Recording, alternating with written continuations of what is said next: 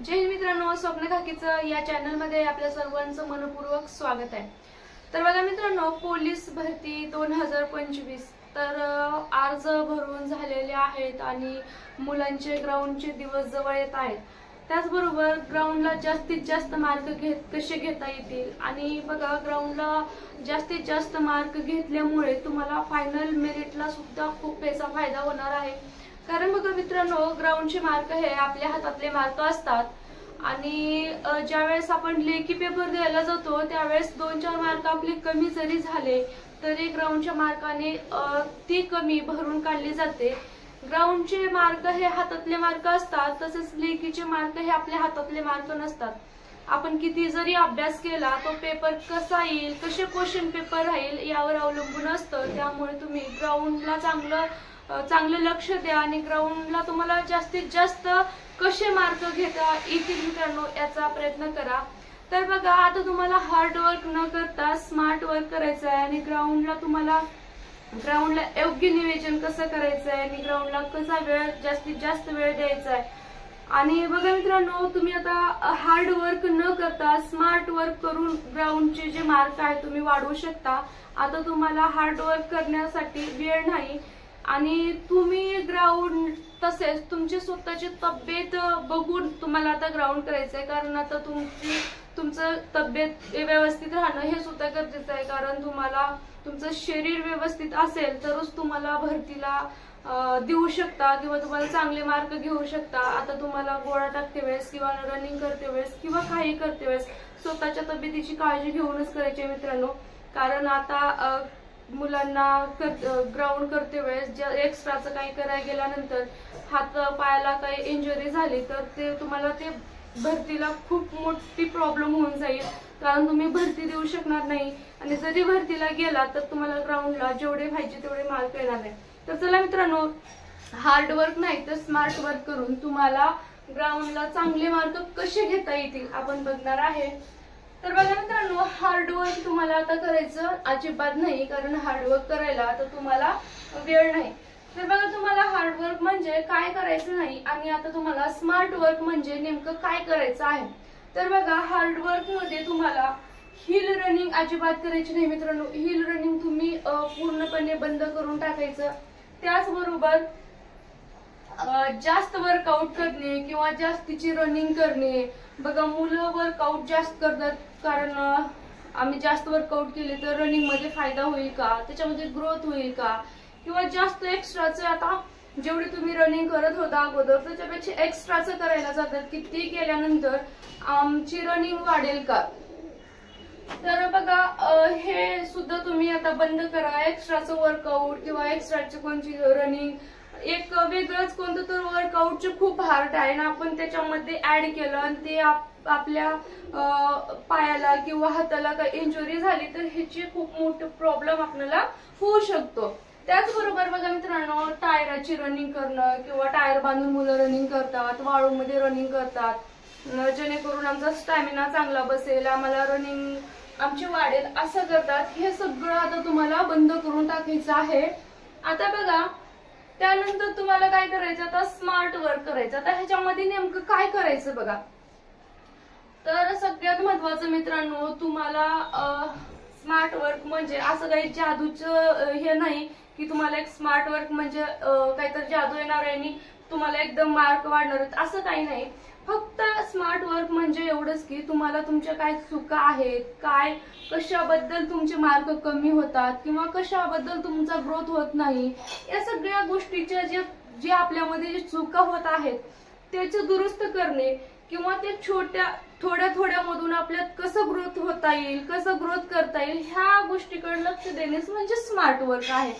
कारण अगोदर आपण हार्ड वर्क केलेला आहे म्हणून आता आपण त्याला स्मार्ट वर्क करू शकतो, कारण ते खूप जास्त झालेलं आहे। आता आपण त्याच्यामध्ये म्हणलं तर मोजकं काढून घेणं ह्याला स्मार्ट वर्क। तर बघा, तुम्ही स्मार्ट वर्क करते वेळेस तुम्हाला काय करायचं आहे, त्याला तिन्ही मध्ये विभाजन करायचं आहे। तर तुम्हाला चुका स्वतःच्या सुधारायच्या आहेत।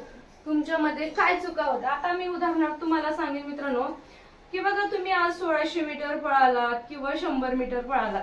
बघा, 1600 मीटर तुम्ही रनिंग केला आता तुम्हाला आज 1600 मीटर रनिंग केल्यानंतर ज्यावेळेस तुम्ही टायमिंग मध्ये बघता की ज्यावेळेस आपण रनिंग करून थांबतो त्यावेळेस आपली चूक आपल्याला नक्कीच समजते।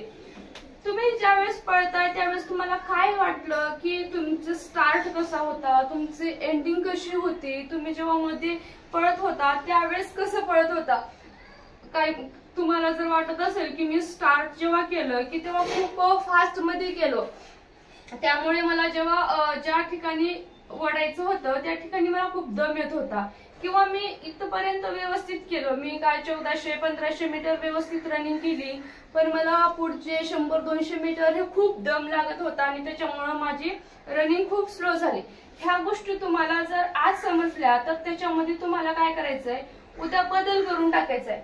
त्याच्यामध्ये तुम्हाला वाटलं तुम्ही स्टार्टला खूप फास्ट पळाला त्याच्यामुळे तुम्हाला मध्ये दम आला असेल असं वाटत असेल तर तुम्हाला काय करायचंय, स्टार्ट ज्या वेळेस केला तुम्ही तिथं तुमच्या स्टेप थोड्या कमी करायच्या आणि त्यानंतर जेव्हा तुमच्या स्टेप चांगल्या बसतील त्यानंतर तुम्हाला फास्ट मध्ये घ्यायचंय।